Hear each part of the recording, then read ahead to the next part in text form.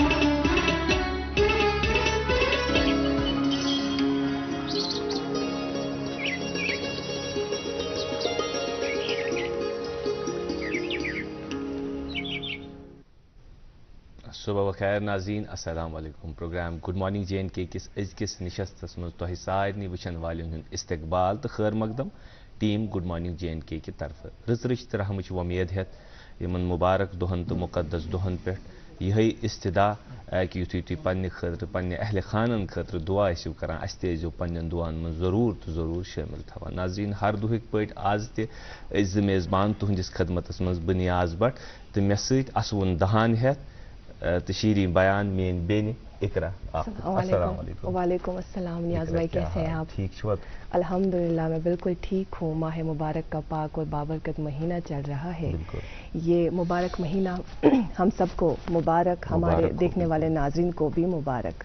نیاز بھائی، آپ سے یہ جاننا چاہیں گے ضرور کہ یہ جو 2 دن گزرے ہیں ماہ مبارک کے، کیسے گزرے؟ الحمدللہ مبارک ہی ہے، جیسے آپ نے کہا کہ یہ اکھ مبارک، یہ مقدس دۄہ، یہ اَسہِ خٲطرٕ خوش قسمتی کہ بیٚیہِ آو سانہِ زندگی منٛز کۭتۍ تِم لوٗکھ آسان یِم پٔتمہِ ؤری یِمو روزٕ دٔرۍ، یِہُس گوکھ نہٕ نصیٖب، اَسہِ خٲطرٕ کوٗتاہ مُبارک تہٕ مُقدس چھُ یہِ۔ یِتھ کٔنۍ أسۍ اکثر چھِ اقرا کتھ کران، یہِ چھُ مُبارک، یہ چھُ مقدس۔ مذہبیاتس منٛز یہِ اصطلاح چھِ أسۍ اکثر استعمال کران، مبارک دۄہ، مبارک رات، مقدس دۄہ، مقدس کِتاب۔ اگر أسۍ یہِ مبارک لفظ سمجھنٕچ کوٗشش کرو ناظریٖن، مبارک چھِ تتھ کُنہِ عملہِ یا تتھ کُنہِ کامہِ أسۍ ونان یتھ أسۍ ذرا عمل کرو تہٕ نتٲیج آسن سٮ۪ٹھاہ غٲر معموٗلی۔ مثال چھِ اَسہِ آز چھِ بہارٕچ، بہارس منٛز اگر أسۍ معموٗلی بیول ووو، ذرا آب دِموس، جہار تہٕ بہار چھُ یہِ لگان، چھُنہ؟ یقیٖن چھُ آسان کہِ پوش پھلن۔ یِتھے کٔنۍ چھُ ایٖمانٕچ بہار یہِ ماہِ رمضان ناظریٖن، ذرا محنت کرو ٹھیٖک۔ اس لیے کوٗتاہ چھُ یہِ ضروٗری کہِ پننٮ۪ن فرضن سۭتۍ سۭتۍ کرو أسۍ بیٚیہِ نفل تہِ کروس، نوافل تہِ کروس ایڈ۔ بالکل، اتھ سۭتۍ سۭتۍ چھِنہ أسۍ یہِ کتھ تہِ کران، ہمیں اکثر یہ کہتے ہیں کہ یہ بابرکت مہینہ ہے۔ دیکھیے، برکت کا جہاں تک تعلق ہے، یہ بات غور طلب ہے جب ہم کہتے ہیں کہ ہمارے پاس کوئی ایک چیز وافر مقدار میں موجود ہے، وہ لمیٹڈ ہے، لیکن جب ہم برکت کی بات کرتے ہیں وہ لمیٹڈ نہیں، حد کہین۔ اکثر چھِ أسۍ اکھ چیٖز تہِ وَنان زِ آز ہسا چھنہٕ پتہٕے لگان کہ ؤری اوترے ژاو، یتھ کیٛاہ گوٚو، یہِ کِتھ کٔنۍ درٛاو، گویا کہ برکتٕچ کٔمی، وقتس منٛز برکتٕچ کٔمی۔ پتہٕ چھِ أسۍ أتی کران دعا ییٚتہِ کہ عمرِ منٛز کٔرِنۍ اللہ تعالیٰ برکت، صحتس منٛز کٔرِنۍ برکت، رزقس منٛز کٔرِنۍ برکت۔ برکت تہٕ کانٛہہ چیٖز آسُن سُہ چھُ الگ، زٕ الگ الگ چیٖز۔ بالکل۔ دوٚیِم اصطلاح یُس أسۍ اکثر استعمال چھِ کران، مقدس، یُس أسۍ گۄڈٕ تہِ کٔر استعمال، یہِ چھُ مقدس، یِم چھِ مقدس ایام، یہِ چھُ مقدس رات، یا یہِ چھُ مقدس کِتاب، یہِ چھُ مقدس جاے۔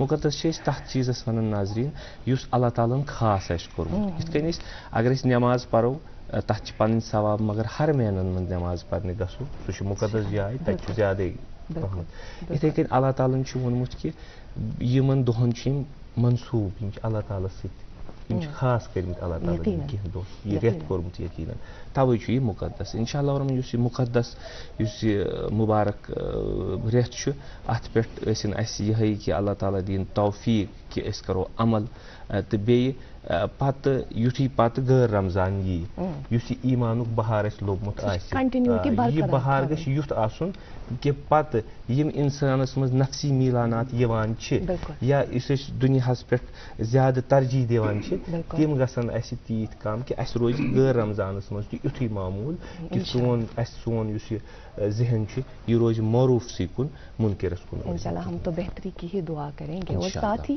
نیاز بھائی ایک بات یہ بھی ہے نا یہاں پر کہ موسم خوشگوار ہے کافی, موسم بہار کا وقت ہے, شدید گرمی نہیں کہ ہمیں دن میں پیاس کا احساس ہو, اللہ تعالیٰ کا لاکھ لاکھ شکر اس میں بھی. خیر موسم کے حوالے سے بات چڑی تو موسم بتائیے کیا. بالکل ناظرین محترم, محکمہ موسمیات کی جانب سے ملی اطلاع کے مطابق آنے والے 24 گھنٹوں کے دوران موسم اسی طرح کا بنا رہے گا جیسا کہ آپ ابھی دیکھ رہے ہیں کہ ہلکی بارشیں ہو رہی ہے, مطلع برآلود ہے. تو پیش گوئی یہی کی گئی ہے کہ مطلع اسی طرح سے برآلود رہے گا اور ہلکی بارشیں ہوں گی. خیر اس طرح کے جو معاملات ہیں اللہ تعالیٰ کے حد اختیار میں, ہم نہیں جانتے کہ آنے والا جو دن ہے وہ کس طرح سے گزرے گا, لیکن ہم یہی امید کرتے ہیں کہ خیر و برکت سے ہی گزرے.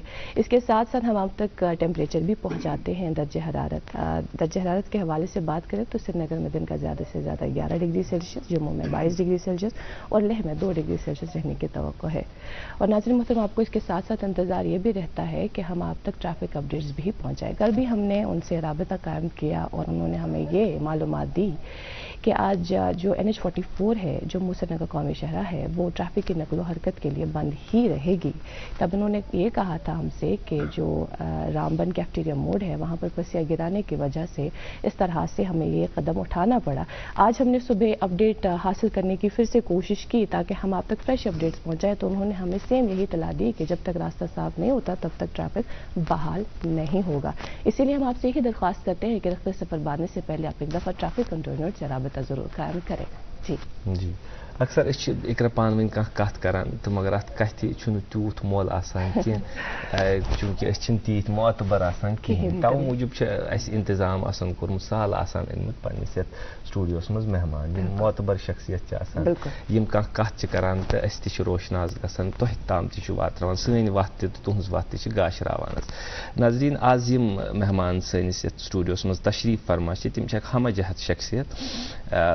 پیش کن تم مدرس, شوق اگر وچھو ادیب, تو ان کا اوڑھنا بچھونا مذہبیت رہا ہے, تو ایک ملٹی ڈائمینشنل پرسنالٹی. آج ہمیں بہت فخر ہے اس بات کا. ہمارے ساتھ تشریف فرما ڈاکٹر شکیل شفائی. السلام علیکم. وعلیکم السلام. سٹھا استقبال اس پروگرامس میں. تہ معمول پائی کہ صبح گوڑ کلام پیش کران چونکہ اس کران آج بابرکت وول دہ, آج مبارک یم دہ عیام چلان. شاعرو ادیبو پن لول منقبت لچھمت, لول کلام لکھمت, تو اس کرو تہندی اجازت گوڑ سہ پیش تو تمہ پتہ کرو انشاءاللہ الرحمن یہ سلسلہ کلام شروع. ناظرین گوڑ یہ منقبت تھی تہ لبو فیض اس تہ لبو فیض.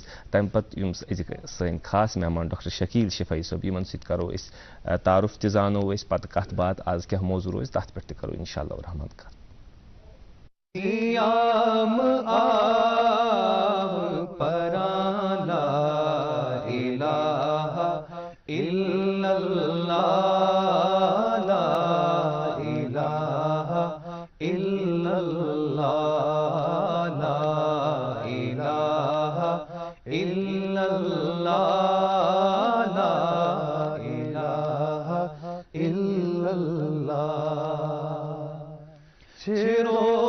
روزدار سران روزدار سران, لا الہ الا اللہ, لا الہ الا اللہ, لا الہ الا اللہ, لا الہ الا اللہ.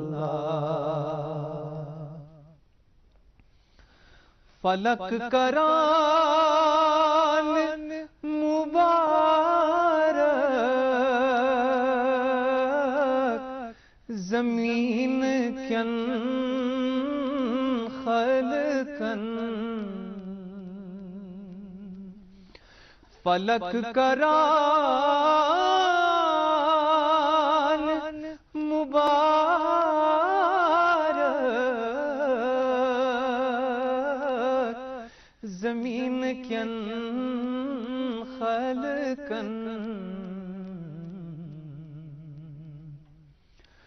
ملک دعا چھ کران، ملک دعا چھ کران، لا الہ الا اللہ، لا الہ الا اللہ، لا الہ الا اللہ، لا الہ الا اللہ۔ یہ رت نزول قرآنو ولیو قرآن پرو، یہ رت نزول قرآنو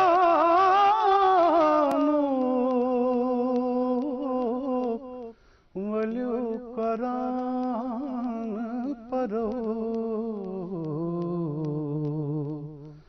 حرف حرف چھ جران، حرف حرف چھ جران، لا الہ الا اللہ، لا الہ الا اللہ، لا الہ الا اللہ، لا الہ الا اللہ۔ ندامتک چھو وسان اش ومیدوار اچھو، ندامتک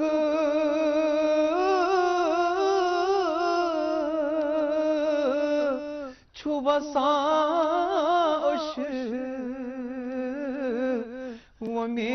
ومیدوار اچھو،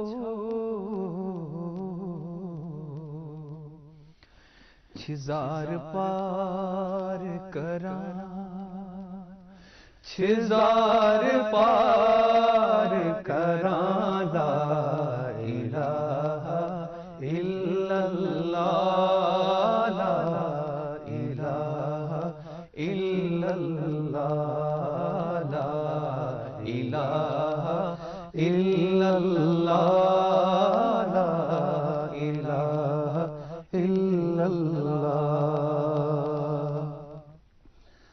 منگان کھر خدایس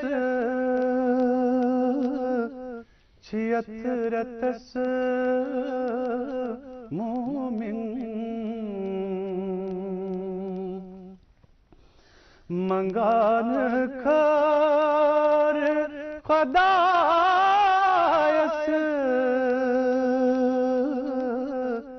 چھیت رتس مومن، بسد خلوص پران، بسد خلوص پران، لا الہ الا اللہ، لا الہ الا اللہ، لا الہ الا اللہ، لا الہ الا اللہ۔ نصیب سات حسن گئی، سحرت افطار، نصیب سات حسن گئی،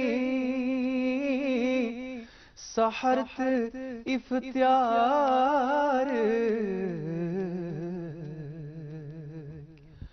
خلق حمد چھ پران، خلق حمد چھ پران، لا الہ الا اللہ، لا الہ الا اللہ، لا illallah, la ilaha illallah, la ilaha illallah, la ilaha illallah.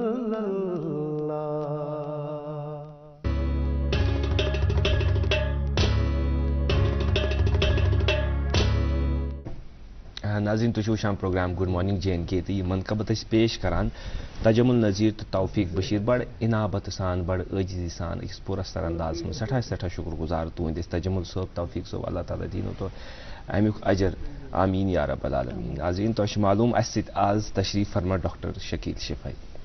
Shakeel صٲب ڈاکٹر صٲب أسۍ یژھو گۄڈٕ زانو تُہُنٛد ذٲتی تعارُف حظ, تُہُنٛد لسُن بسُن تعلیٖم و تدریٖسُک کیٛاہ معاملہٕ چھُ؟ شکیل احمد خان چھُ مےٚ اصلی ناو, قلمی ناو چھُ مےٚ شکیل شفایی. شفایی امہِ ناوُک تہِ زانہو أسۍ مطلب یہِ کر پیوٚو تہٕ یہِ شکیل تہٕ شفایی مِلِتھ کیٛاہ چھُ بنان حظ؟ اصل اوس مےٚ تھوڑا شٲعری کُن رُجحان بِلکُل لۄکچار پٮ۪ٹھَے. ٹھیٖک. ییٚتہِ ٲسۍ برِ صغیٖرس منٛز اکھ بٔڑۍ اکھ شٲعر وٕتھمٕتۍ قتیٖل شفایی. ہاں قتیٖل شفایی. شٲعری اوسُس بہٕ بچپن پٮ۪ٹھے پران, زیادٕ اوس لگاو ادبیاتسٕے کُن. پتہٕ گوٚو مےٚ تھوڑا ریلجس مذہبیات ٹینٹ تہٕ یہِ پتہٕ اوس مےٚ استاد اکھ تٔمۍ ووٚن پتہٕ دوٚپُن ژٕ تھاو شکیل شفایی, اچھا قتیٖل شفایی کِس وزنس پٮ۪ٹھ.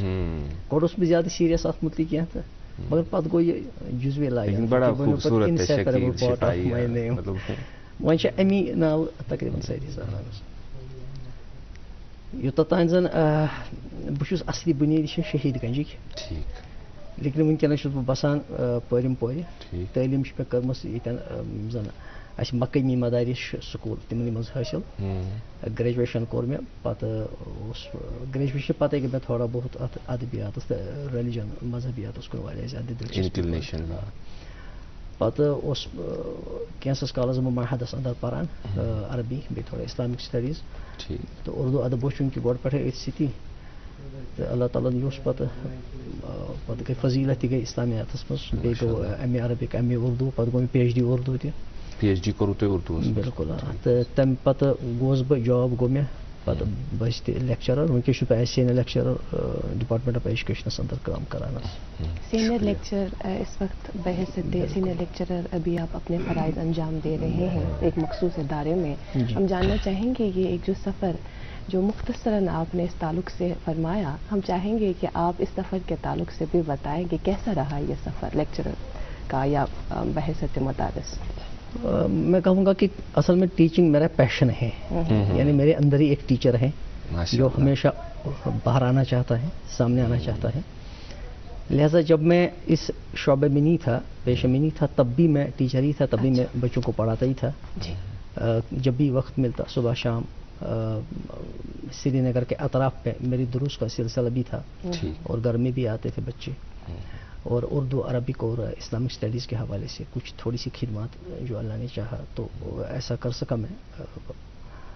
تو یہ سلسلہ میں آج بھی ٹیچر ہی ہوں اور کل بھی ٹیچر ہی رہوں گا, اور ہمیشہ پڑھاؤں گا. میں پڑھاتا ہی آ رہا ہوں, ابھی بھی پڑھاؤں گا میں.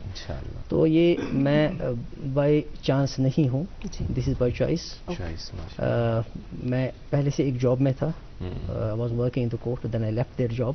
میں ٹیچنگ میں آیا کیونکہ میرے اندر جو ٹیچر تھا وہ آج بھی زندہ ہے, اور آج بھی میں پڑھاتا ہوں, آج بھی میری کلاسز ہوتی ہیں. میں آپ سے یہ بات یہاں شیئر کرنا چاہوں گا ناظرین آپ سے کہ جب آپ کا نمبر میں نے ڈائل کیا تو ٹرو کالر پہ بھی پہلے نام استاد ہی ہے, اس لیے اکثر آپ کا نام جو سیو کیا گیا وہ استاد. تو ہمیں اجازت دیجیے کہ ہم آپ کی ذان و ادب آپ کی شاگردی میں آج آپ سے کچھ بات کریں. تو ہم آپ کو استاد کہہ کر ہی پکاریں گے. آج ہمارے ساتھ استاد ڈاکٹر شکیل شفایی صاحب. شکیل صاحب, آپ نے کہا کہ ادب کی طرف آپ کا رجحان جو ہے تو وہ گریجویشن میں رہا, تو ایسا کیوں کر ہوا؟ تو یا ادب کی اہمیت ایک انسان کی شخصیت جو ہوتی ہے اس میں اگر اس کا کیا رول رہتا ہے؟ دیکھیں میرے والد صاحب بھی ایک ٹیچر ہی رہے ہیں. ٹھیک. اور گھر میں تھوڑا سا علمی ماحول تھا ہمارے یہاں. ہمارے یہاں رسائل آتے تھے, مجھے یاد ہے 80s میں جب میرا بچپن تھا, اس زمانے میں گلابی کرن, خاتون مشرق, چہار رنگ, اور کچھ فلمی میگزینز بھی آتے تھے, روبی اور نئی دنیا, وغیرہ، تو میں ان کو بہت دلچسپی سے پڑھتا تھا، بلکہ جس کو ہم کہیں گے یعنی صفحہ بر صفحہ، بالکل پیشنیٹ ریڈنگ تھی. تو اس کی وجہ سے اندر سے بھی ایک چیز پیدا ہو گئی پھر. لیکن جب میں شعور کی حدوں میں نے قدم رکھا تو اس کے بعد اس چیز کو میں نے ضابطے کے ساتھ اپنا لیا. اور پھر چونکہ کالج میں بھی اردو پڑھتے تھے، پھر یونیورسٹی میں بھی ایسا ہوا، تو یہ چیز میرے اندر بڑھتی گئی. جہاں تک ادب کا تعلق ہے، ادب کو ہم زندگی سے الگ نہیں کر سکتے. جیسے یہ سوال کسی سے نہیں پوچھا جائے گا کہ آپ انسان نے تو شادی کی ہے کہ نہیں کی ہے، شادی تو کرے گا ہی نا. اسی طرح کیونکہ دنیا بسانی ہے نا، کوئی کسی سے یہ نہیں کہے گا کہ آپ کا پیشن رہا ہے، آپ نے کچھ کاروبار کیا تھا کہ نہیں کیا، کوئی تجارت کی، کوئی ملازمت کی کہ نہیں کی. اسی طرح کسی سے نہیں کہا آپ سوئے کہ نہیں سوئے، آپ کھانا کھاتے ہیں کہ نہیں کھاتے، کیونکہ یہ سب چیزیں آپ کی ایسی ضرورتیں ہیں جن سے آپ مفر اختیار نہیں کر سکتے، آپ بھاگ نہیں سکتے ان سے. یہ آپ کی زندگی کا ایسا جز ہے جس کو آپ اپنی زندگی سے الگ نہیں کر سکتے. اسی طرح ادب بھی ہے. دیکھیں ابھی آپ بول رہے تھے یہ ادب ہے، یہ ہماری بیٹی بول رہی تھی یہ ادب ہے، آپ کچھ لکھیں گے یہ ادب ہے. زبان الگ چیز ہے، آپ کی زبان میں لکھتے ہیں، آپ اس ادب کو تخلیق کرتے ہیں کہ زبان میں کرتے ہیں، وہ الگ چیز ہے. جیسے میری زبان ہے اردو، کسی کی عربی ہوگی، کسی کی ہندی ہوگی، کسی کی کشمیری ہوگی، کسی کی کشمیری ہوگی، الگ ہے. لیکن ادب پیدا کرنا، ہم سب اصل میں ادیبی ہوتے ہیں. اب ایکسپلور کون ہو جائے گا، سامنے کون آئے گا، کس نے اپنی ان صلاحیتوں کو سامنے لایا، کس نے آگے لایا. باقی یہ سب جو ادب ہے یہ ہماری زندگی کا وہ حصہ ہے جس کو اپنے سے الگ کبھی نہیں کر سکتے. مجھے اس میں ایک آپ سے بھی شیئر کرنا چاہوں گا. بڑے ایک استاد کے کلام یاد آ رہا ہے، انہوں نے بولا کہ سب سے بڑا ادیب تو اللہ تعالیٰ خود ہے، کہ انہوں نے قرآن اور باقی صحافات جو ہے، بلکہ حدیث میں آتا ہے ادبنی ربی فاحسن تادیبی، مجھے ادب سکھایا رب نے. حالانکہ وہاں پر ادب اپنے وسیع مفہوم میں ہے، لیکن اس میں یہ بھی ہے، یعنی زبان اور زبان میں جو آپ تخلیقیں پیش کرتے ہیں یہ بھی ادب. لہٰذا یہ سب چیزیں آپ اپنی زندگی سے اگر ہم اس سوال کو تھوڑا سا وسیع دائرے میں اس کو پوچھنا چاہیں، جیسے میں ایک شعبے سے ایک انجینئر ہوں، اس شعبے سے ایک جرنلسٹ ہے، کوئی شعبے سے کیمرہ مین ہے، ہم ادب کے ساتھ، ہمارا تعلق ادب کے ساتھ کیوں ہونا چاہیے؟ اس سے ہماری شخصیتوں میں کیا فرق پڑتا ہے؟ دیکھیے کیا اس سے سوسائٹی میں کیا مثبت انداز آتے ہیں، مثبت رویہ ہوتا ہے؟ دیکھیے آپ انجینئر ہیں یا ہماری یہ بیٹی جرنلسٹ ہے یا کوئی کسی اور شعبے سے وابستہ ہے، یہ ہے اپنی جگہ، اس کی ایک اہمیت ہے، اپنی ایک امپورٹنس ہے، سگنیفیکنس ہے، اپنے ایک محدود ہے اس دائرے میں. لیکن اس کے بعد آپ انسان بھی ہیں، آپ کے تعلقات بھی ہیں، آپ کی خواہشیں بھی ہیں، آپ کی کیفیات، آپ کے جذبات، آپ کے احساسات بھی ہیں. کسی چیز کو قبول کرنے کا یا اس کو رد کرنے کا آپ کا ایک نظریہ ہے. اب زندگی گزار رہے ہیں، اب سماج کے اندر ہے، لوگوں کے ساتھ ہے، رابطے میں ہے، رشتے میں ہے. تو یہ سب چیزیں آپ جو ہیں یہ ادب کا حصہ ہیں. لہذا آپ ان سے صرف نظر نہیں کر سکتے. اچھا پھر آپ کچھ مسرت بھی چاہتے ہیں، کچھ لطف بھی چاہتے ہیں، کچھ سکون بھی چاہتے ہیں، کچھ اطمینان بھی چاہتے ہیں، کچھ گریاں آپ اپنے لیے بھی جینا چاہیں گے. اچھا آپ اپنے آپ کو اظہار کرنا بھی چاہیں گے. تو یہ سب چیزیں انہی سے ادب میں وجود میں آتا ہے. لہذا انسان کیسے بھاگ سکتا ہے اس سے؟ اس سے قبل جو سوال رہا اس سوال کے جواب میں آپ نے فرمایا ایک خوبصورت سی بات تھی، وہ یہ کہ آپ بچپن سے ہی آپ کو اس تعلق سے لگاؤ تھا، اس اور لگاؤ تھا، اور ہم نے آپ کو اکثر سوشل میڈیا کے مختلف پلیٹ فارمز پر دیکھا ہے، سنا ہے بولتے ہوئے علم کی اہمیت کے حوالے سے. ابھی یہ ایک پلیٹ فارم ہمارے پاس ہے، ہم چاہیں گے کہ علم کی اہمیت ہر فرد تک، ہر ایک گھر پہنچے. بالکل. ٹیچر ہونے کی حیثیت سے بھی اور اپنے سماج کا ایک ذمہ دار فرد ہونے کی حیثیت سے بھی یہ ہم سب کی ذمہ داری ہے کہ ہم یہاں پر علم کو فروغ دینے کے لیے اور علم کو رواج دینے کے لیے اپنا کردار ادا کریں. جس سماج میں علم نہیں ہوگا وہاں پڑھنے پڑھانے کا، سیکھنے سکھانے کا، درس و تدریس کا یا قلم کا یا کتاب کا اگر یہ تصورات نہیں ہوں گے تو ہم یہ نہیں کہہ سکتے کہ وہ سماج کس اور جائے گا. یعنی اس کو ہم انسانوں کا سماج کہیں گے بھی یا نہیں کہیں گے. دنیا کے جتنے بھی مذاہب آئے ہیں، جتنے بھی بڑے بڑے انسان آئے ہیں، بڑے بڑے فلسفی آئے ہیں یا بڑے بڑے سائنسدان آئے ہیں یا اس کے علاوہ بڑے ادیب، شعراء، علماء، فضلاء جو بھی پیدا ہوئے ہیں وہ کون تھے؟ وہی تھے جنہوں نے علم کی مشعل کو فروزہ کیا، علم کی مشعل کو جلایا، اپنے اپنے علاقوں کے اندر یہ کوششیں کی ہیں.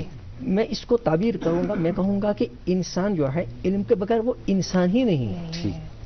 ٹھیک. لہذا یہ علم جو ہے اس کی اتنی زیادہ اہمیت آئی ہے اتنی زیادہ اس کی فضیلت ہے اور ہماری زندگی میں اس کا اتنا زیادہ کردار ہے کہ ہم نہیں اندازہ لگا سکتے کہ اگر ہم انسان ہیں پھر ہمارے ساتھ علم نہیں ہے تو پھر ہم انسان ہی کیسے رہے. کیا بات. ٹھیک.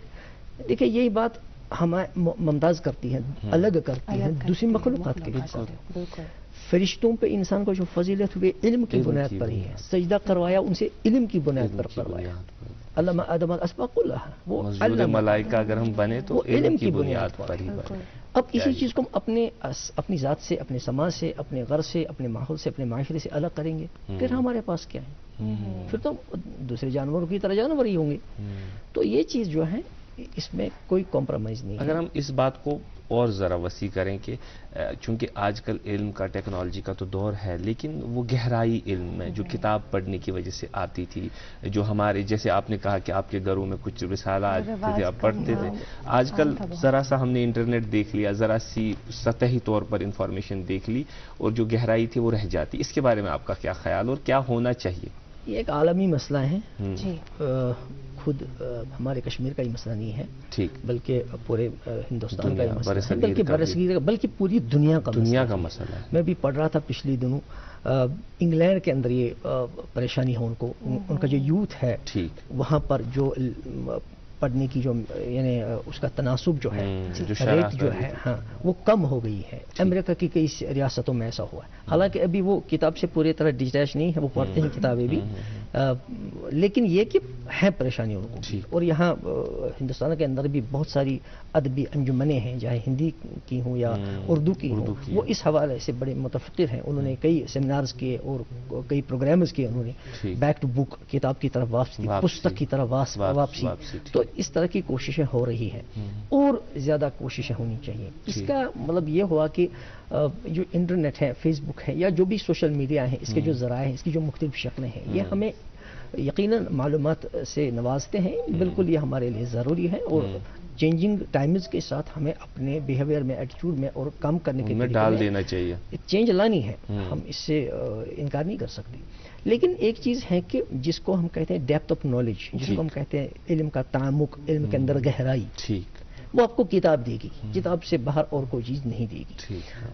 آپ ٹیب پر, آپ ٹیبلیٹ پر, آپ اپنے فون پر, یا آپ اپنی اسکرین پر, کمپیوٹر کے اسکرین پر, یا آپ لیپ ٹاپ پر پڑھیے کتنا پڑھنا ہے, لیکن یہ ریسرچ ورک کے لیے ٹھیک ہے.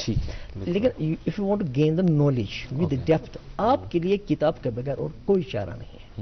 یہ بات تقریباً اس وقت دنیا میں سب بڑے بڑے دانشور جو ہیں, محققین جو ہیں, بڑے ادیب ہیں, بڑے لکھنے والے ہیں, جو اس لائن کے صف اول کے لوگ ہیں, وہ اس بات کو اب یعنی دو ٹوک الفاظ کے اندر, بالکل واضح الفاظ کے اندر کہہ رہے ہیں کہ نوجوان نسل کو کتاب کی طرف واپس لے آؤ. ظاہر ہے چونکہ اس وقت جو نوجوان نسل ہے اسکرین ٹائم کافی زیادہ بڑھ گیا ہے, اس میں اضافہ ہوا ہے, تو جو نالج ہم وہاں سے حاصل کر رہے ہیں وہ بھی ایک انسان کو یاد نہیں رہتی. مختصراً اسے یاد رہتا ہے, لیکن بعض دفعہ کوئی ایونٹ بھی یاد رہے گا لیکن اس شخص کا نام نہیں رہتا, نہ تاریخ یاد رہتی ہے. اس طرح کی وجہ یہ ہے کہ کتاب آپ کے ہاتھ میں نہیں ہے. سوشل میڈیا پر پڑھنے کا ایک بہت بڑا نقصان یہ ہے کہ اس میں آپ کے پاس ارتکاز, جس کو کنسنٹریشن کہتے ہیں, وہ نہیں رہتی ہے, کیونکہ آپ کے پاس کسی چیز کے بارے میں معلومات کا ایک بہت بڑا سمندر سامنے رہتا ہے. اس وجہ سے آپ کی جو کنسنٹریشن, آپ کا ارتکاز جو وہ بٹ جاتا ہے. لیکن ایک کتاب ہے جس موضوع پر ہے اسی موضوع پر آپ آخر تک رہیں گے, یہ چیز آپ کے دماغ میں جذب ہو جاتی ہے, فوکسڈ رہتی ہے یہ چیز. جب آپ اسی چیز کے بارے میں آپ کے پاس معلومات کا بہت سارا ڈھیر سارا جو ہے سرمایہ سامنے ہے, تو پھر آپ کی توجہ بٹ جائے گی. اسی وجہ سے دیکھتے ہیں ہم کہ فیس بک پر پڑھنے کے باوجود یہ چیزیں ہمیں یاد نہیں رہتی. لیکن یہی بات کتاب میں پڑھیں گے تو سب ہوتی ہے ہمارے دماغ کے نقش. اگر ہم ذرا پیچھے جائیں تو جب آپ کالج جایا کرتے تھے, یونیورسٹی جایا کرتے تھے, یا آج کا آپ اسٹوڈنٹس چونکہ مدرس ہیں آپ, تو آپ دیکھتے ہیں ان دنوں ہمیشہ یہ شوق رہتا, جو رائٹرز رہتے تھے وہ سیلیبریٹیز ہوتے تھے. ہم ان کا نام جاننے میں بڑا فخر استعمال کی. سعادت حسن منٹو کے بارے میں اگر کتاب میرے ہاتھ میں ہے تو میں کہتا تھا شاید مجھے کچھ معلوم ہے. آج بالکل شفٹ ہوا ہے. تو اس رجحان کے بارے میں کیا آپ کا کہنا ہے؟ نہیں, اس نے بہت سارا نقصان پہنچا دیا ہے. بذات خود ہماری زبان جو ہے, ہمارا جو کلچر ہے, ہماری جو تہذیب ہے, ہماری جو ثقافت ہے, ہماری جو آداب ہے, اخلاق ہیں, بری طرح سے متاثر ہوئے ہیں اس کی وجہ سے. کیونکہ وہ لوگ وزادار لوگ تھے جنہوں نے لکھا ہے پہلے، اور جو پڑھنے والے لوگ تھے، کتابیں ہوتی تھی، قلم ہوتے تھے ہاتھ میں، خط لکھتے تھے کتابوں پر، ہماری وہ جو انڈر لائن کرتے تھے نا، وہ جو یہ اس کے بعد ہم شیئر اس چیز کو کرتے تھے، اس سے ایک ماحول بنتا تھا علم کا. آج ایسا نہیں ہے، ایک انسان اپنی دنیا کے اندر، وہ ایک فینیٹک ورلڈ ہے، وہ تصوراتی دنیا ہے، وہ اسی میں جیتا ہے، انٹرٹینمنٹ کلچر. ہاں بالکل، وہ اسی میں ہے، اس کو باہر پتہ ہی نہیں ہے، نکلنا ہی نہیں. یہی وجہ ہے کہ آج ہم دیکھتے ہیں ہماری زبانوں پر کون سے الفاظ ہیں، کون سی لغت، ہم کون سی زبان بولتے ہیں، کون سی اصطلاحیں ہیں، ہے کہ نہیں. یہ اسی کی وجہ سے ہے کہ کتاب سے ہمارا رابطہ چھوٹ گیا ہے اور ہم اب پڑھتے نہیں ہیں. بلکہ ایک زمانہ ایسا تھا، ہمارے جج صاحبان جو تھے وہ جب کوئی فیصلہ سناتے تھے تو اس فیصلے کے اختتام پر کوئی چبھتا ہوا ایسا خوبصورت شعر پڑھتے تھے جس سے پورا ماحول جو ہے وہ جو ہے فرق اٹھتا تھا. ہمارے وکلاء حضرات، ہمارے ڈاکٹر حضرات، ہمارے سائنٹسٹس، ہمارے پروفیسرز، ہمارے دوسرے پروفیشنلز، یہ ان کا ایک ادبی ذوق. انٹرٹینمنٹ ورلڈ کا بھی دیکھا جائے وہاں بھی بہت زبان اعلیٰ تھی. لیکن اب یہ چیزیں بالکل، اب ہمارے ڈاکٹر صاحب ہیں، اس کو پتہ ہی نہیں، وہ ابلی دنیا کا باشندہ ہے، اس کی اپنی ایک دنیا ہے انہوں نے تخلیق کی ہے، وہ ہماری دنیا کا باشندہ نہیں ہے. ہمارے انجینئر صاحب ہیں، وہ ہماری دنیا کا باشندہ نہیں ہے. اور ایسا گیپ، ایسی خلیج واقع ہوئی ہے کہ اب دو انسان ملتے ہیں تو ان کے درمیان ملنے کا کوئی رابطہ نہیں. ڈاکٹر صاحب، ہاں، اس گفتگو کو ہم انشاءاللہ ضرور جاری رکھیں گے. میرے ذہن میں بھی کئی سارے سوالات ہیں، چاہیں گے ہم کہ آج کے اس سیشن میں مختصر اس تعلق سے اگر ہمیں معلومات ہی حاصل ہو، ہم حاصل کرنے کی پوری کوشش کریں گے. لیکن فی الحال ہمیں رکنا پڑے گا ایک وقفے کے لیے. جی ناظرین محترم، مختصر سا ایک وقفہ لے لیتے ہیں، جلد حاضر ہوتے ہیں. اخبارات کی سرخیاں بھی آپ تک پہنچانی ہیں، دیکھتے رہیں گڈ مارننگ جے اینڈ کے.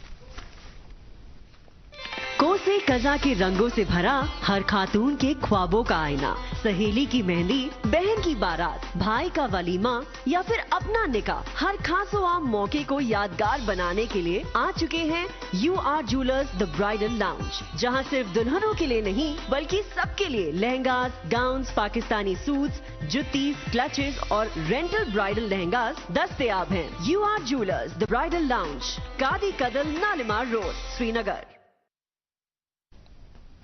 ناظرین، آپ دیکھ رہے programme good morning J and K. وقت ہوا چاہتا ہے کہ ہم پہلے اخبارات کی سرخیاں آپ تک پہنچائیں. میرے پاس انگریزی اخبار ہے، رقم تراز ہے، لکھتی ہے کہ C S launch the auto appeal system for vital services of the revenue department, asks for the integrating it for the designated 43 services till 31st March. اسی اخبار سے ایک اور خبر آپ تک پہنچانا چاہیں گے. ڈلو revives the district wise orientation plan for farmers under HADP, emphasizes the workshop at panchayat levels for massive awareness programs. جی مقامی اردو روزنامہ میرے پاس، اور اس ایک اخبار سے اہم سرخی آپ تک پہنچائیں گے. الیکشن کے حوالے سے الیکشن کمیشن آف انڈیا کی جموں کشمیر میں انتخابی فہرستوں پر خصوصی نظر ثانی کی ہدایت. حد بندی کے بعد دوسری مشق 5 اپریل سے آغاز ہوگا. 10 مئی حتمی ووٹر فہرستوں کی اشاعت کے ساتھ اختتام پذیر ہوگی.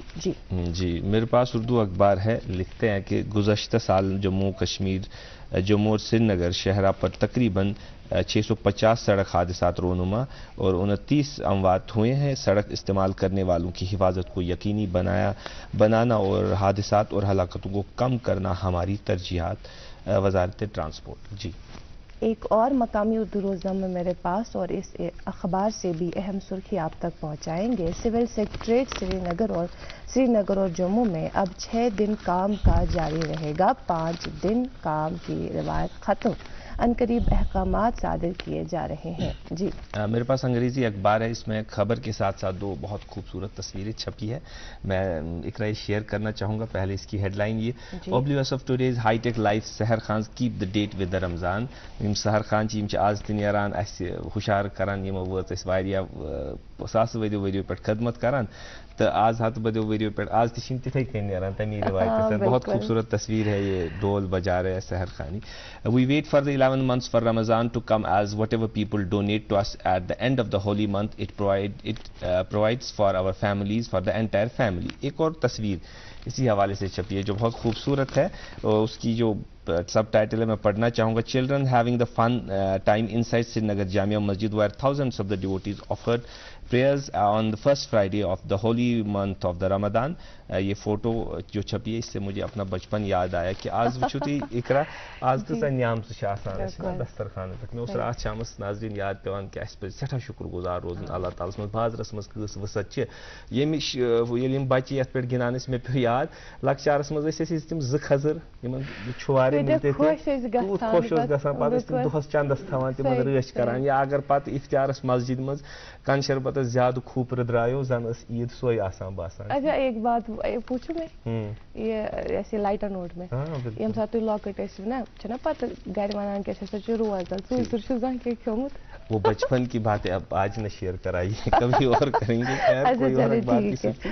ناظرین محترم میرے پاس مقامی انگریزی روزنامہ ہے اور اس ایک انگریزی روزنامے سے بھی دو اہم سرخیاں آپ تک پہنچائیں گے. P M Modi facilitates Jammu and Kashmir for implementation of national tuberculosis elimination programme اور ایک سرخی سی اخبار سے zero tolerance against drugs to make drug free India Amit Shah. جی میرے پاس آخری اخبار ہے لکھتے ہیں کہ جموں کشمیر میں لیتھیم خزانے کا استعمال ہندوستان آٹو موبائل مینوفیکچرنگ میں نمبر 1 بن سکتا ہے گڈکری. جی میرے پاس بھی آخری روزنامہ ہے یہ مقامی انگریزی روزنامہ ہے اور اس اخبار میں ود دی پیپل عنوان کے تحت ایک خبر شائع ہوئی ہے. E commerce has changed perception of business transactions but we need to remain cautious and guard against fraudsters in Jammu and Kashmir. جی ناظرین ہمارے ساتھ آج خاص مہمان تشریف فرما ڈاکٹر شکیل شفائی جو ایک مدرس ہے ایک آتھر ہے ادیب ہے مذہبیات کی طرف ان کا اچھا خاصا رجحان ہے اوڑھنا بچھونا ہے ان کا. تو ہم بات کر رہے تھے ادب کے حوالے سے. اگر اب ہم بات کریں اردو ادب کی چونکہ آپ کا اوڑھنا بچھونا آپ کی جو آپ نے لکھا ہے توازمائی کی وہ آپ نے اردو قلم سے کی ہے تو اردو ادب کی طرف آپ کا رجحان یا اردو ادب کی امپورٹنس اگر ہم اپنی سوسائٹی میں اپنے سماج میں دیکھیں تو کیا ہے؟ اردو تقریباً 200 سال سے جموں کشمیر کی زبان رہی ہے سرکاری زبان رہی ہے اور یہاں پر بہت کام ہوا ہے اردو میں. ہمارے جو بڑے شعراء ہیں ادبا ہیں یا آتھرس ہیں مصنفین ہیں ان کا ایک بہت ہی ریمارکیبل اینڈ میموریبل کنٹریبیوشن ہے اردو کے حوالے سے. اردو جموں کشمیر میں پڑھائی گئی ہے ہمیشہ اور یہاں کے لوگ اردو کو سمجھتے ہیں اردو کو پڑھتے ہیں اردو کو بولتے ہیں. اور جہاں تک اردو زبان میں اپنا کردار ادا کرنے کا سوال ہے اور کشمیر جو ہے جموں کشمیر جو ہے پوری اس وقت جو ریاست تھی تو اس حوالے سے یہ ہندوستان یا برصغیر کے کسی بھی حصے کے مقابلے میں اردو کی خدمت کرنے میں اردو کی ترویج کرنے میں اردو ادب میں بہترین سرمایہ فراہم کرنے میں اور بہترین فن پارے تخلیق کرنے میں پیچھے نہیں رہی ہے. شہپارے پیش بالکل بہت شہپارے پیش کیے ہیں. یہ مقام ماضی میں بھی ہوا ہے اور آج بھی ہو رہا ہے الحمدللہ. ہماری نوجوان نسل جو ہے شعراء ہوں وہ چاہے افسانہ نگار ہوں ناول لکھتے ہوں یا پھر وہ اور بھی مذہبی ادب جو ہے تخلیق کر رہے ہوں تو ماشاءاللہ ان سب کا کردار ہے ان سب کا ایک کنٹریبیوشن ہے. اور اس حوالے سے میں سمجھتا ہوں کہ ان کی حوصلہ افزائی بھی کی جانی چاہیے سراہنا کی جانی چاہیے ان کی اور ساتھ ساتھ یہ کہ اس حوالے سے مثبت سوچ رکھنے کی ضرورت ہے. چونکہ آپ نے 200 سال کا ذکر کیا اگر ہم اب بر صغیر کی بات کریں بعض وقت ایسے کنفیوژنز یا ایسی باتیں سامنے آتی ہے کہ یہ زبان بیرون کی زبان ہے یا زبان بر صغیر کی زبان اس میں چونکہ آپ کا تعلق کسی سے نہیں یہ غلط فہمیاں پتہ نہیں کس طرح سے درائی ہیں ہمارے. اصل بات کیا ہے؟ اصل بات یہ ہے کہ یہاں اردو جو ہے وہ 100% ہندوستانی زبان ہے. جب تقریباً 1000 سال پہلے یہاں مسلمان آئے ہیں اس زمانے کے جو لوگ آئے ہیں یہاں وہ ترکی زبان بولتے تھے یا بولتے تھے فارسی زبان اور ان کی مذہبی زبان عربی تھی تو وہ کوئی اردو زبان لے کر نہیں آئے تھے. وہ جب یہاں آتے ہیں جب دلی میں دلی سلطنت قائم ہوتی ہے تو وہاں پر جو لوگ ہیں وہ کچھ بولیاں بولی جاتی تھی وہاں پر جو بولیاں اصل میں سنسکرت جو زبان تھی آریوں کی، وہ زبان ٹوٹتی پھوٹتی رہی اور شاخ در شاخ تقسیم ہوتی رہی، یہاں تک کہ وہ زبان جو ہے اس میں سے بولیاں نکل آئیں۔ تو کچھ بولیاں تھیں جیسے پنجابی تھی، ہریانوی تھی، برج بھاشا تھی، کھڑی بولی تھی، بوجیانی تھی، روہیل کھنڈی تھی۔ یہ زبانیں جو ہیں دلی اور گرد و نواح میں مضافات میں بولی جاتی تھی۔ تو اس وقت جب مسلمان آئے تو رابطے کی زبان سے انہوں نے جو جدید تحقیق ہے، جس پر اب تقریباً سب ماہرین لسانیات کا اتفاق ہے، جس پر تحقیقی طور پر کام ہوا ہے، اور اب تک یہ ایسی تھیری ہیں جس کو ابھی تک کسی نے جو ہے کانٹریکٹ یا چیلنج نہیں کیا ہے، کانٹریکٹ نہیں ہوا ہے اس کا۔ پھر انہوں نے اسی زبان میں سے کھڑی بولی کو جو ہے جو لے لیا، اس میں عربی، فارسی، ترکی کے الفاظ شامل ہو گئے، اور اسی زبان کو بعد میں پہلے ہندی، پھر ہندوی، اس کے بعد دکن میں گئی دکنی، گجرات میں گئی گوجری۔ تو اس کا 18ویں صدی میں اسی زبان کو بعد میں قلعے کی نسبت سے، کیونکہ بادشاہ قلعے میں رہتا تھا، لال قلعے میں، اور قلعے کو ترکی زبان میں اردو کہتے ہیں، تو قلعے کی زبان کی وجہ سے اس کو اردو معلیٰ کہا جانے لگا، تب جا کے اس بعد میں معلیٰ کا لفظ جو حذف ہو گیا، یہ زبان اردو رہ گئی۔ چونکہ میں اس میں ایک لائٹر نوٹ شیئر کرنا، جب بھی میں کہیں اردو بازار دیکھا کرتا تھا وہاں مجھے اردو کی کتابیں نہ ملتی تھی، کہ میں ایک کنفیوژن رہتا تھا، جو اب اس کنفیوژن کا تھوڑا سا یہ ہوا کہ اردو بازار کیوں کہا جاتا تھا۔ تو قلعے کی زبان تھی یہ، قلعے کو اردو کہتے ہیں، تو قلعے کی زبان اس وجہ سے تھی کہ اس زمانے کے جو شعراء تھے وہ بادشاہوں کے دربار میں جا کر قصیدے پڑھتے تھے، پھر وہاں کے شہزادوں اور شہزادیوں کے اندر بھی اس زبان کو سیکھنے کا شوق پیدا ہوا، تو قلعے کی زبان کی حیثیت سے اس کی ایک اہمیت ہو گئی۔ بعد میں چونکہ لوگ اپنے اس زمانے میں بادشاہوں کے جو مزاج ہیں، ان کا جو طور طریقہ ہے، اسی کے تابع ہوتے تھے، تو جب یہ قلعے کے اندر یہ زبان پنپی، وہاں پر اس نے فروغ پایا، تو یہ چیز باہر بھی گئی، تو تب جا کے اس کو اردو کہا جانے لگا، ورنہ پہلے اس کو ہندی کہتے تھے، یا ہندی یا گوجری یا دکنی، ان ناموں سے اس زبان کو پکارا جاتا تھا۔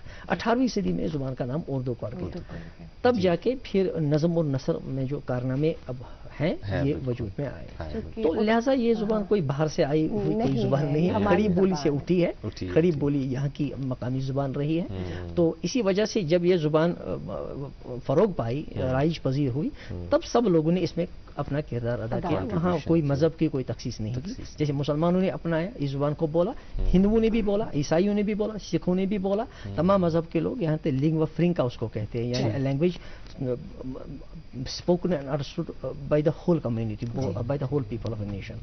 تو وہ یہ پوری ہندوستان میں سمجھی گئی، بولی گئی، پڑھی گئی، لہذا یہ زبان اسی دھرتی سے، اسی زمین سے تعلق رکھتی ہے، اور یہیں کی ہے، یہیں رہے گی۔ جی، چونکہ آپ کا تعلق اردو ادب کے ساتھ ہے اور کئی کتابیں آپ کی وہ منظر عام پر بھی آئی ہیں، ہم چاہیں گے کہ ہم کچھ کتابیں لیجیے، ہم اپنے ناظرین کو بھی وہ کتابیں دکھائیں۔ یہ کتاب ہے رشات خامہ، بالکل، رشات خامہ کا مطلب ہے ڈراپلیٹس آف دا پین۔ اچھا، ہاں، یہ اصل میں میرے مضامین کا مجموعہ ہے، جو سوشل میڈیا پر میرے مضامین چھپتے رہے ہیں، شائع ہوتے رہے ہیں پچھلے 2-3 سال سے، تو اس میں سے ایک حصہ ہے جس کو کمپوز کر کے اس میں جو ہے شائع کیا گیا، بالکل، ابھی حال ہی میں اس کی رسم رونمائی ہوئی ہے۔ میرے پاس ایک کتاب ہے قرآن فہمی کے اصول۔ ہاں، یہ قرآن فہمی کے اصول یہ بھی اردو میں ہی ہیں، یہ میرے یہ بہت پرانی کتاب ہے میری، تقریباً 15 سے 20 سال کے آس پاس، تو اس میں یہ میرے لیکچرز تھے قرآن پر، how to understand the Quran and what principles should be kept in mind while reading the Quran, تو اس پر یہ اس زمانے میں بعد میں ان کو کمپائل کیا گیا تھا۔ جواہر رسالت، یہ جواہر رسالت پچھلے سال یا پچھلے سال سے پہلے 2000 میں غالباً یہ شائع ہوئی تھی۔ یہ پروفیسر افتخار احمد بلخی جو ہے ایک بہت بڑے اسکالر تھے، ان کی کتاب تھی comparison of 148 traditions of prophet Muhammad صلی اللہ علیہ وسلم۔ میں نے ان پر تحقیقی کام کیا ہے، یہ ایک تحقیقی کام، اس کو نئے سرے سے بالکل نئے سرے سے ایڈٹ کیا۔ اس کے علاوہ میرے ہاتھ میں ایک کتاب ہے 21ویں صدی میں فکر اقبال کی معنویت۔ ہاں، یہ میرا ایک مقالہ ہے جو میں نے اقبال انسٹیٹیوٹ کے لیے 2000 میں لکھا تھا، اس پر فرسٹ پرائز ملا تھا مجھے پورے اسٹیٹ میں، تو پھر بعد میں یہ کتابی شکل میں سامنے آیا۔ میرے پاس کنج ہیرا، اس کا یہ پہلا ایڈیشن، اس کا دوسرا ایڈیشن بھی نکلا، وہ مجھے ابھی گھر میں نکلتے وقت نظر نہیں آیا کہاں پر ہے. یہ اصل میں یہاں پر برصغیر میں، چونکہ آپ جانتے ہیں کہ رسول اللہ صلی اللہ علیہ وسلم کی ذات کے حوالے سے ایک وابستگی، دل بستگی، ایک لگاؤ رہا ہے لوگوں کو، تو اس محبت کو انہوں نے نعتیہ شکل میں پیش کیا ہے. اچھا، تو برصغیر کے جتنے بھی بڑے بڑے نعت خان اٹھے ہیں جنہوں نے نعتیں لکھی ہیں، نعتیں پڑھی ہیں، نعتیہ ادب پیدا کیا ہے، اس میں سے ایک حصہ میں نے اس میں شامل کیا ہے. کچھ نعتیں میری بھی ہیں، اور پھر میں نے اس پر تھوڑا سا مقدمہ لکھا، اس پہ پورا لکھا میں نے کہ نعت کس چیز کو کہتے ہیں، اور یہ اس کی تھوڑی سی تاریخ بھی بیان کی ہے. یہ کتاب بھی بہت پرانی ہے. اس کے علاوہ آپ کا جو کنٹریبیوشن ہے وہ یہاں درس و تدریس کا جو عمل رہتا ہے، جو ہمارا نصاب ہے اس میں بھی ہے، اسلامیات کی کتابیں. ہاں، یہ دروس الاسلام اصل میں ہاں بالکل بچوں کے لیے ہیں. یہ تقریباً نرسری سے لے کر 8 تک کا سلسلہ ہے. 11 والیومز میں ہے یہ، مطلب اس کے حصے ہیں. یہ یہاں کے بچوں کے لیے کہ دروس الاسلام ہے تو بہت سارے، لیکن ایک خاص ترتیب کو ذہن میں رکھتے ہوئے میں نے اس کو مرتب کیا ہے. یہ دروس الاسلام نام کی کتاب یہاں پر تقریباً کئی اسکولوں میں کیا یہ 8 تقریباً اس میں 8 لکھا ہوا ہے، یہ سیریز آف بکس. ہاں، یہ سیریز ہے. نرسری، ایل کے جی اور جو یو کے جی ہے ان کے لیے الگ 3 ہے، پھر فرسٹ سے لے کر 8 تک ہے، اسی لیے 8 لکھا ہے اس میں. چونکہ آپ نے جو کتابیں لکھی سب کچھ ادب کی ہے، اور اکثر ہم نے دیکھا کہ مذہبیات کا رجحان آپ کو زیادہ رہا ہے.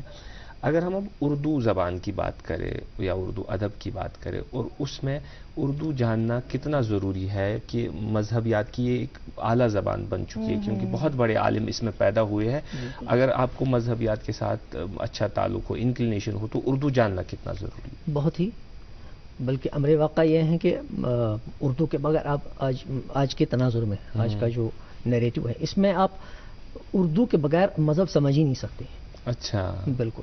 کیونکہ پچھلے 200 سال میں برصغیر میں جتنا بھی مذہبی کام ہوا ہے وہ سب کا سب تقریباً اردو میں ہوا ہے. پہلے فارسی زبان یہاں ہوا کرتی تھی مغلوں کے دور میں، یا پھر انگریزوں کے دور میں بھی پہلے 1830 کے بعد تو یہ سلسلہ ختم کر دیا گیا. تو اب اس کے بعد اردو نے اس کی جگہ لی. تب سے لے کر آج تک جو بھی مذہبی سرمایہ سامنے آیا، قرآن میں، تفسیر میں، حدیث میں، فقہ میں، تاریخ کے اندر، ادب میں، عقائد میں، وہ سب کا سب اردو میں ہی ہے. اب یہ تقریباً 200 سال کی محنت ہے. آج کوئی بھی شخص جو برصغیر کا باشندہ ہے، اگر وہ چاہتا ہے کہ میں مذہب پڑھوں، مذہب سمجھوں، مذہب پہ ریسرچ کروں، کام کروں، یا مذہب کے حوالے سے کوئی جانکاری حاصل کروں، تو اس کو اردو زبان سیکھنے کا کوئی چارہ نہیں. یہ میری اپنی آبزرویشن ہے کہ جن لوگوں نے انگریزی یا محض عربی کی وجہ، مطلب عربی میں اتنا بڑا سرمایہ ہے موجود ہے، یا انگریزی زبان بھی پورے ورلڈ میں بولی جاتی ہے، جنہوں نے محض ان 2 زبانوں پر انحصار کیا اور اردو کو اگنور کر دیا، ڈسپائٹ دا فیکٹ کہ دے ور لیونگ ہیئر. ٹھیک ہے کہ نہیں؟ ان کا کنٹریبیوشن زیادہ نہیں رہا ہے، وہ تھوڑا محدود ہو گیا ہے، کیونکہ وہ ان کا اسٹینڈرڈ بہت اونچا رہا ہوگا، لیکن عوامی درجے کے لوگ نہیں رہے، لوگوں تک نہیں پہنچ سکے، کیونکہ وہاں رابطے کی زبان آپ کی اردو ہے. یہ آپ نے ڈاکٹر صاحب بہت خوبصورت بات کی. اس میں ایک بات شیئر کرنا چاہوں گا کہ ایک لیکچر میں، چونکہ ہم بات کریں، ہم ویڈیو سے کچھ دیکھتے ہیں، تو یو ایس میں ایک استاد لیکچر دیتے ہیں، ان سے پوچھا جاتا ہے کہ آپ اردو میں کیوں لیکچر دے رہے ہو، آپ انگریزی میں دیجیے گا، کیونکہ انگریزی میں بھی انہیں مہارت ہے. انہوں نے بالکل یہی کہا کہ اگر آپ کو مذہبیات سیکھنی ہے، اگر آپ کو پڑھنا ہے، تو اپنے بچوں کو اردو پڑھائیے گا، وہاں رہ کر بھی اردو پڑھے، کیونکہ جو بڑے عالم اردو میں نکلے پچھلے 200 سالوں میں، 250 سالوں میں، وہ عالم پیدا کرنا اس وقت انگریزی میں ابھی پاسبل نہیں. تو ہم 200 سال ویٹ نہیں کر سکتے ہیں، کیونکہ ہم اس زمانے عصر حاضر میں رہ رہے ہیں. ہم 200 سال ویٹ کہاں ہی کر سکتے. جی ڈاکٹر صاحب، تو کئی سارے سوالات میرے ذہن میں ہیں، لیکن ایک سوال اور جو ضروری سوال رہے گا آج کے دن کے حوالے سے، وہ میں پوچھنا چاہوں گی. چونکہ آج ماہ مبارک کے پہلے عشر رحمت کا آج 3را دن ہے، اور آج کے دن ہم یہ کہتے ہیں کہ حضرت فاطمہ الزہرا رضی اللہ تعالیٰ عنہ کا یوم وصال ہے. اس مختصر وقت میں یہ ممکن نہ ہوگا کہ ان کی روشن زندگی کے حوالے سے ہم بات کریں، لیکن ہم چاہیں گے کہ کچھ نصیحت آموز واقعات سے آپ ہمیں روبرو کرائیں، یا ان کی شخصیت کا ذرا سا. بالکل. سیدہ فاطمہ رضی اللہ تعالیٰ عنہ جو ہے، اتنی بڑی شخصیت ہے، اتنی مقدس، محترم اور متبرک بزرگ شخصیت ہیں کہ ان کے بارے میں ہم جیسے گناہ گار کچھ بولیں، میں سمجھتا ہوں کہ یہ ہمارے شاہنشاہ میں، مطلب یہ ہمارا مقام نہیں ہے.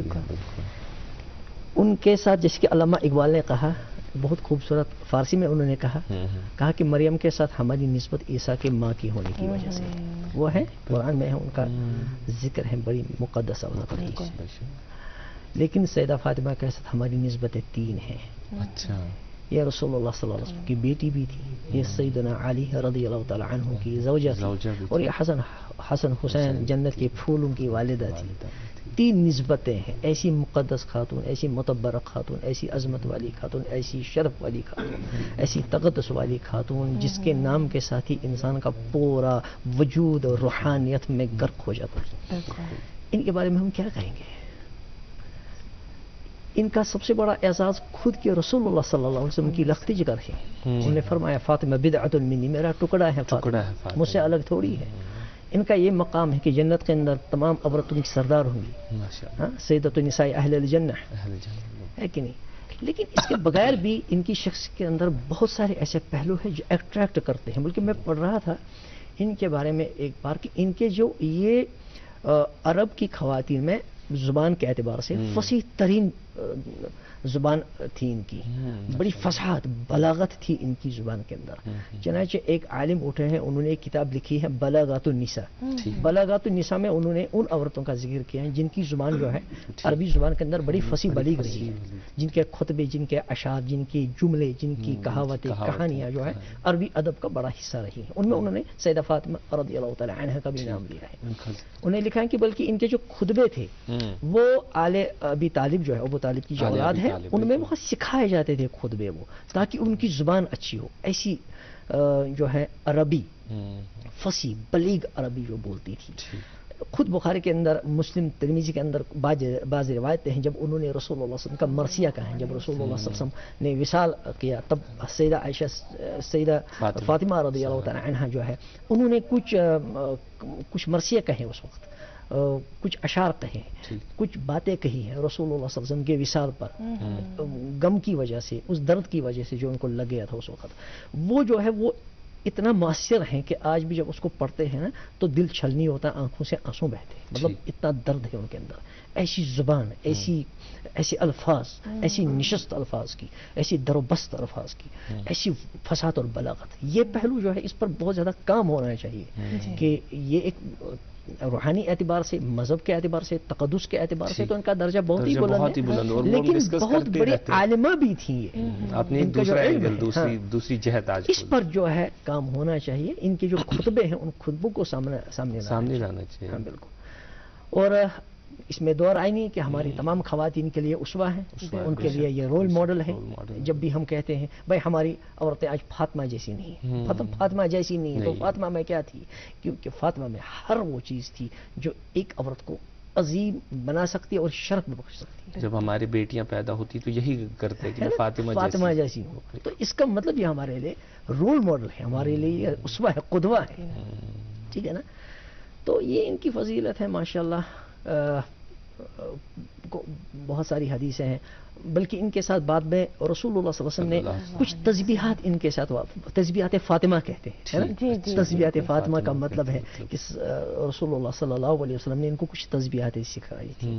اچھا، رسول اللہ صلی اللہ علیہ وسلم ان کے ساتھ بہت محبت کرتے تھے. بخاری میں ایک بار میں نے حدیث پڑھی، میں لکھتے ہیں مرحبا ببنتی، میری بیٹی کے لیے مرحبا، مرحبا میری بیٹی کے لیے. تو بہت ہی پیار کرتے تھے. نامدار جب خود ہی کہے مرحبا تو پھر کیا ہی، تو کیا ایک لگاؤ تھا ان کو. سفر پہ جاتے سیدہ فاطمہ سے ملیں گے، سفر سے آئیں گے تو پہلے سیدہ فاطمہ سے ملیں گے. فاطمہ آئی تو اٹھ کھڑے ہوتے. بہت ہی لگاؤ تھا. اور ماشاءاللہ یہ عورت کیا تھی ہم جمع نہیں کر سکتے. رسول اللہ صلی اللہ علیہ وسلم نے 4 عورتوں کا خصوصیت کے ساتھ حدیث میں ذکر کیا ہے کہ یہ مکمل عورتیں تھیں، عظمت کی اونچائیوں پر. ان میں آسیہ کا نام ہے جو فرعون کی بیوی، اس میں مریم کا نام ہوگا، خدیجہ کا نام ہے ان کی والدہ جو تھی، اور خود ان کا نام آیا ہے فاطمہ الزہرا. ہاں. اور 15 سال کی عمر میں ان کی شادی ہوئی ہے سیدنا علی رضی اللہ تعالیٰ عنہ سے. ایک تو رسول اللہ صلی اللہ علیہ وسلم کی بیٹی کاشان نبوت میں پرورش پانے والی، اور رسول اللہ صلی اللہ علیہ وسلم کی گود میں کھیلنے والی، اور رسول اللہ صلی اللہ علیہ وسلم علم کا وہ ایک بحر بے پیدا کنار ہے، یعنی ایسا سمندر علم کا جس کا کوئی کنارہ نہیں، انلمیٹڈ ہے، وہ اس گود میں پلی ہے. پھر جس شخص کی زوجیت میں آئیں وہ سیدنا علی رضی اللہ تعالیٰ عنہ، وہ علم کا، فصاحت کا، بزرگ کا، تقویٰ کا، نیکی کا ایک مرمز ہے، ایک استعارہ ہے. وہ وہاں پر ان کے جو خطبے ہیں، ان کی جو زبان ہے، ان کے اشعار جو ہیں، ان کے نصیحت آموز اقوال ہیں، وہ آج بھی ہمارے لیے روشنی کا کام دیتے ہیں. پھر ان کے شعلے سے پھر اسی لیے اب اندازہ لگا سکتے کہ اس عورت نے مطلب کیا مقام پایا ہوگا. ٹھیک ہے، 29 سال کی، جبکہ 29 سال چل رہا تھا ان کی مقدس حیات کا، تو یہ یہاں اس دنیا سے رخصت ہوئی ہے. 14 سال حضرت علی رضی اللہ تعالیٰ عنہ کی نکاح میں رہی ہے. اس میں کچھ اختلاف بھی علماء کا، لیکن میں اب تھوڑا سا بتا رہا ہوں جس پہ میری تھوڑی سی اطمینان ہوا ہے. ہجرت سے 5 سال پہلے ان کی پیدائش ہوئی ہے. ہجرت نہیں، نبوت سے، نبوت کے اعلان سے، نبوی سے. کچھ لوگوں نے بعد میں بتایا 5ویں سال نبوت میں پیدا ہوئی، کچھ نے کہا 2 سال نبوت میں، لیکن تحقیقی بات ہے کہ یہ ہجرت سے 5 سال پہلے پیدا ہوئی. ہجرت نہیں، سوری میں غلطی کر رہا ہوں، ہاں نبوی یعنی اعلان نبوت سے 5 سال پہلے پیدا ہوئی ہیں. پھر ہجرت کی 2 ہجری میں شادی ہوئی تھی سیدنا علی رضی اللہ تعالیٰ عنہ کے ساتھ. تو ان کے 3 بیٹے تھے، حسن حسین رضی اللہ عنہما، وہ تو مشہور معروف ہی ہے. تو لیکن محسن نام کی ایک لڑکے کا بھی ذکر کتابوں میں آتا ہے، اور اہل سنت اہل تشیع دونوں کتابوں اس میں متفق ہے. اس میں کچھ لوگوں نے کہا نہیں، لیکن بہرحال یہ بات ہے. اور اسی طرح ان کی بیٹیوں میں زینب ہے رضی اللہ عنہا، اور ام کلثوم نام کی ایک بیٹی بھی تھی ان کی. کچھ لوگوں نے سکینہ کا نام بھی لیا ہے، لیکن سکینہ سیدنا حسین رضی اللہ عنہ کی بیٹی کا نام رہا ہے. لیکن یہ زیادہ بڑے اختلافات نہیں ہیں، کتابوں میں اس طرح کی باتیں آتی ہیں. لیکن یہ کہ ان کی شخصیت پر تمام مسلمانوں کا اتفاق ہے، ان کے تقدس پر، ان کی بزرگی پر، ان کے شرف پر، ان کے کرامت پر، اور ان کے عظمت پر، اور ان کے سید ہونے پر، ان کے یعنی اونچے درجے کے معتبر ہونے پر تمام مسلمانوں کا اتفاق. ماشاء اللہ، کیا بات، آپ نے بہت خوبصورتی کے ساتھ معافی چاہوں گا، بہت خوبصورتی کے ساتھ چند ہی منٹوں میں یہ ذکر کیا. چونکہ جو ہمارا موضوع تھا اصل اردو ادب کے حوالے سے ہم بات کر رہے تھے، تو اردو میں نثر نظم جو ہے، یہ دونوں چیزیں، نثر میں یا نظم میں کتنی ترقی ہوئی ہے، کیا کام ہو چکا ہے، اور بالخصوص اگر ہم کشمیر کی بات کریں تو نثر میں کیا کام ہو چکا ہے. کیونکہ اکثر کہا جاتا ہے کہ جس زبان میں، جس علاقے میں نثر اچھی خاصی لکھی جائے تو وہ سمجھی جاتی ہے کہ وہ ترقی پذیر زبان ہے. برصغیر میں تو بہت کام ہوا ہے، اس کے لیے تو وقت چاہیے بیان کرنا. کشمیر کی اگر ہم بات، لیکن کشمیر، جموں کشمیر کی بات اگر کریں تو ماشاءاللہ یہاں بھی بہت کام ہوا ہے. نثر میں بھی ہوا ہے، کئی کتابیں سامنے آئی ہیں، تاریخ پہ آئی ہے، مذہبیات کے حوالے سے آئی ہے، اور فنون جس کو ہم کہیں گے فنون لطیفہ، اس پر کام ہوا ہے. اسی طرح یہ جو فکشن ہے اس پر کام ہوا ہے. اچھے ناولز لکھے گئے ہیں پچھلے 10-20-25 سال میں، ہم نے دیکھا اچھے ناول آئے ہیں، کچھ اچھے افسانے بھی لکھے گئے ہیں. تو اسی طرح مقالہ نگاری کی طرف رجحان ہے، ابھی خاکہ نگاری کی طرف یہاں بہت رجحان ہے. سفر نامے لکھے گئے ہیں، اس چیز کو ہم نے فروغ دینے کی کوشش کی ہے کہ آپ نے سفر کیا تو تھوڑا اس کا رپورٹاج سامنے آ جائے. اس سے بہت سی چیزیں سامنے آتی ہیں اس علاقے کی. جو اسی طرح تنقید نگار کے حوالے سے اچھا کام ہوا ہے. ہمارے کچھ نوجوان تنقید نگار ہیں، ماشاءاللہ بہت اچھا کام کر رہے ہیں، اور ملکی سطح پر ان کی ایک پہچان بھی بن رہی ہے. تو یہ چیز ہے. اسی طرح نظم میں بھی کام ہوا ہے، اچھی غزلیں لکھی گئی ہیں یہاں، بلکہ نوجوان شعراء کے اندر یہ چیز ہم نے پائی کہ وہ غزل گوئی میں بہت آگے. ہاں بہت، جیسے ہم بچپن میں جس طرح کی شاعری کرتے تھے اس سے کئی زیادہ بہتر شاعری ہماری نئی نسل کر رہی ہے. اضافتیں بہت. ہاں بالکل، یہ چیز خوش آئند ہے ماشاءاللہ. تو ہمارے جو یہاں کوہ مشق شعراء اٹھے ہیں ماشاءاللہ، ان کا کلام بھی بہت ہے. خاص طور پر میں حقی منظور صاحب کی بات کروں گا، ان کا زمانہ ہم نے پایا ہے، تو ان کی شاعری سے بہت زیادہ اثر پذیر رہے ہیں. تو اور بھی ہے، بہت کام ہو رہا ہے. بالکل ہو رہا ہے، اور اس حوالے سے کوئی خدشے کی بات نہیں ہے، کوئی پریشانی ہونے کی ضرورت نہیں ہے. میں اکثر یہ بات کہتا رہتا ہوں کہ اردو جو ہے یہ محبت کی زبان ہے. جب تک دنیا میں محبت ہے اردو رہے گی. اس کو محبت کی بنیاد پر ہی جو ہے رواج ملا ہے. رائج پذیر ہوئی. اس کو صوفیہ نے پھیلایا, اور صوفیہ کون ہے؟ ایمبیسڈرز آف لاؤ ہے کہ نہیں؟ انہوں نے محبت سے پھیلایا. یہاں کوئی کسی نے اس زبان کو پھیلائی نہیں ہے, یہ اب سے اب پھیل گئی ہے, کیونکہ محبت کی زبان تھی, گنگا جمنی تہذیب کی عکاس تھی, لہٰذا یہ خود ہی پھیل گئی ہے, سب لوگوں نے اس پہ کردار کیا. لیکن اگر اب زبان کو ہم ایسے دیکھیں کہ جیسے انگلش وہ زبان سائنس کی بھی زبان ہے, وہ میتھمیٹکس کی زبان ہے, وہ ہر علم کی زبان بن چکی ہے, مذہب کی بھی زبان, فلسفے کی زبان. اکثر دیکھا جاتا ہے کہ باقی زبانیں جیسے جرمن ہے, باقی زبانیں ہیں یورپ میں, وہاں سائنس کا کام بھی ان زبانوں میں ہوتا ہے, وہاں باقی کام بھی ان میں زبان, جس سے ہمیں روزی روٹی بھی ملتی ہے. جس سے اردو میں ایسا کام ہونے کی ضرورت ہے یار, ہونے کی بہت زیادہ ضرورت ہے, لیکن اتنا زیادہ ہوا نہیں ہے. اتنا زیادہ ہوا, حالانکہ لوگ اس بات کا احساس رکھتے ہیں, اور اس حوالے سے کبھی سیمینارز ہوتے ہیں, کبھی گفتگویں ہوتی ہیں, کبھی مکالمے ہوتے ہیں, کتابیں بھی سامنے آتی رہتی ہیں, لوگ بولتے رہتے ہیں اس پر. لیکن امر واقع یہ ہے کہ مطلب اس پر ابھی اتنا نہیں ہوا ہے, لیکن اس پر کام ہو جانا چاہیے. لیکن یہ تبھی ہوگا جب اسکولوں میں اردو پڑھائی جائے گی, کالج میں پڑھائی جائے گی, یونیورسٹی میں پڑھائی جائے گی, اداروں میں پڑھائی جائے گی. اس کو فروغ ملے گا, حکومت کی طرف سے بھی اس کو تھوڑا سا سپورٹ ملے گا, لوگ بھی اس کو لے لیں گے, تبھی جا کر یہ سب چیزیں ممکن ہیں. میں بہت بہت شکر گزار ہوں. وقت کا دامن جو ہے وہ ذرا سا تنگ پڑا, ہم اور کچھ پوچھنا چاہتے ہیں, مجھے خیال ہے کہ اقرا کے یہاں بھی بہت کچھ سوال ہے, لیکن بہت ہی مزہ آیا ہمیں ایسا لگا کہ ہم لوگ کلاس روم میں بیٹھے ہیں, استاد ہمارے, اس لیے میں نے پہلی اجازت لیا کہ ہم استاد شاگردی میں زانو ادب تھے. آج بہت بہت شکر گزار پوری ٹیم کی طرف سے. امید ہے ناظرین کہ آج کا جو پروگرام ہے آپ کو پسند آیا ہوگا. آج کے لیے دیجیے ہمیں اجازت. اللہ حافظ. اللہ حافظ.